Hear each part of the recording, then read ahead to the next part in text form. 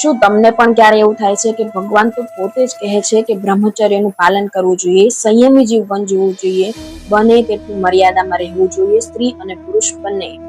તો શા માટે ભગવાન શ્રી કૃષ્ણએ પોતે જ 16,108 રાણીઓ રાખી હતી?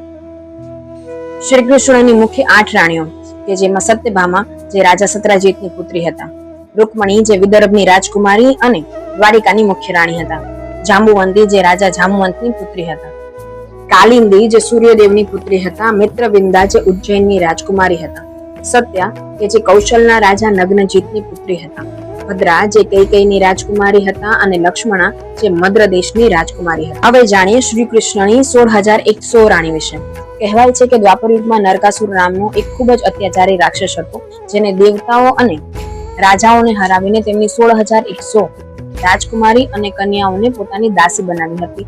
આ નરકાસુર દરેક કન્યાઓને પોતાની બંદી બનાવીને તેમને ખૂબ જ અપમાનિત કરતો અને અત્યાચાર ગુજારતો. જ્યારે આ નરકાસુરનો અત્યાચાર ખૂબ જ વધી ગયો ત્યારે ભગવાન શ્રી કૃષ્ણ અને તેમની પત્ની સત્યભામાએ નરકાસુરનો વધ કર્યો. નરકાસુરના મૃત્યુ પછી શ્રી કૃષ્ણ ભગવાને દરેક સ્ત્રીને પોતાના ઘરે પાછું જવા કહ્યું, પણ મુક્ત થયા બાદ દરેક બંદી બનાવેલી સ્ત્રીએ ના પાડી કે હવે અમને અમારો સમાજ સ્વીકાર નહીં કરે અને જો તમે પણ અમને સ્વીકાર નહીં કરો તો અમે આત્મહત્યા કરીશું. તો આ દરેક કન્યા અને રાજકુમારીને સમાજમાં પ્રતિષ્ઠા અપાવવા માટે ધર્મ અને કરુણાની રાહ પર ભગવાન શ્રી કૃષ્ણએ એમની સાથે લગ્ન કર્યા.